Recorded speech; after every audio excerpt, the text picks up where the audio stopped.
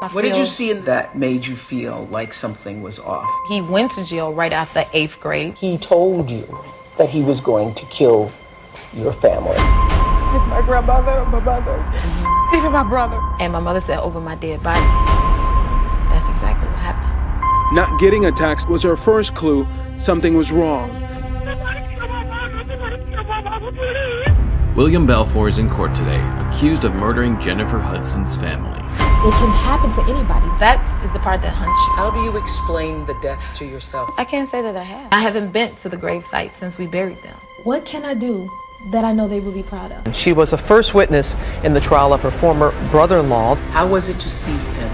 It made my skin crawl. Jennifer Hudson broke down in court today, talking about her final moments with her family. Am I supposed to find a positive in this? The tragedy comes during what has been a year of triumph for the newly engaged Hudson.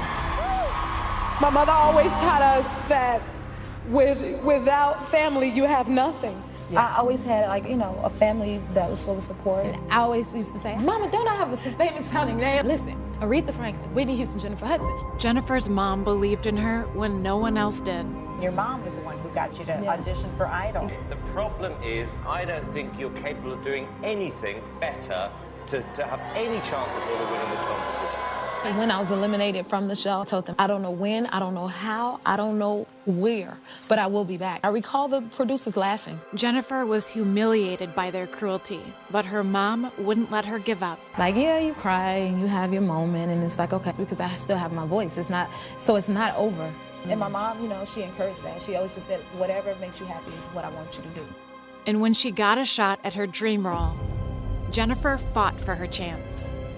Did you want that movie more than you wanted to win American Idol? Oh, God, yeah. And Fantasia Barrina, who won that year, she was also up for Dreamgirls. There were a lot of people who wanted that job. 782 others. And the Oscar goes to Jennifer Hudson. I'm so grateful to have my mother here celebrating with me. Thank you all for helping me keep the faith, even when I didn't believe. But as Jennifer traveled the world living her dream, her family was facing a nightmare back home. That is the part that haunts you. Like, I remember one time when William and he had an argument with my sister, and he told her, I'm gonna take Julian.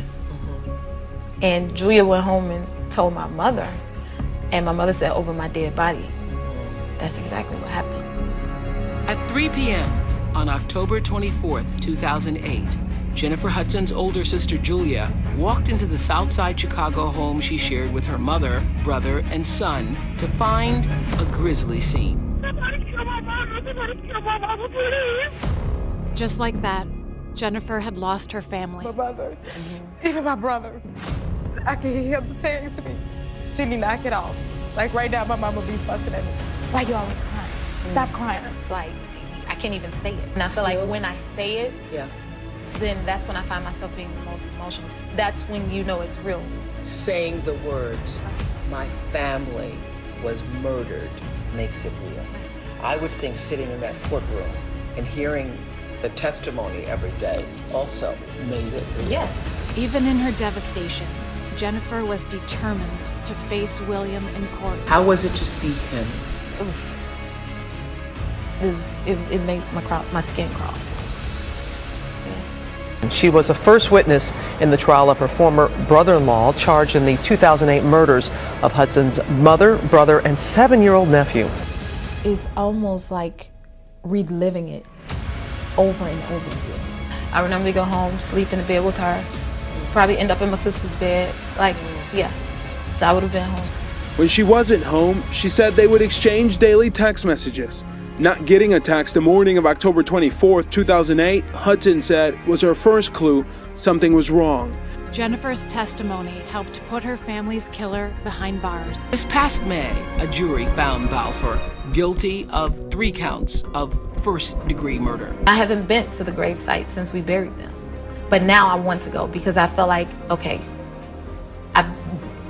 we've accomplished this, we've done this, we got justice for you. I can't come back here empty-handed. So I came back with justice being served. So now I feel like I deserve to be able to see them.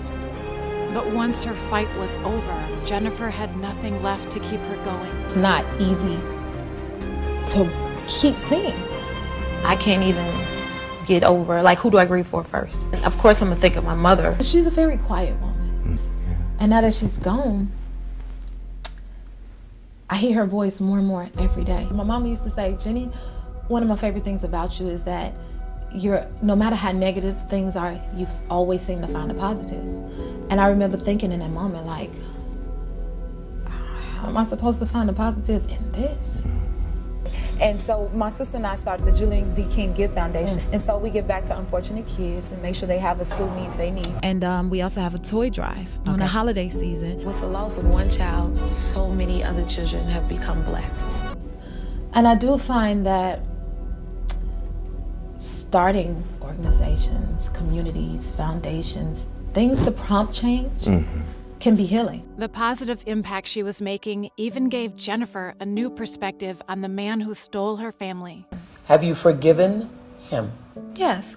We tried to offer love, but you were so far gone, you couldn't even see that. Had you had the love that my mother gave us, or the background that, some have, then you would have stood a chance. So how can your heart not go out to that? And when she became a mother herself, Jennifer carried on her mom's legacy with her son. She was the perfect mother in every way. You can never fully understand the love that your parent have for you until you're a parent yourself. That is so and I'm true. like, wow, so now I understand, now I get it. And so I just try to, do as she did for us. Jennifer's mom was her light in the darkness, and now Jennifer is doing the same for others. You have been able to shine on, you've been able to honor their memory. Where did that strength come from in you?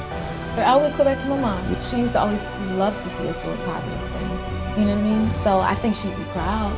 Your parents, your family, your lost loved ones, they never really leave you. And whether you know it or not, we all are family. And what happens with the other happens to us. So it's very important to make a difference. No matter how negative things are, you always find the positive.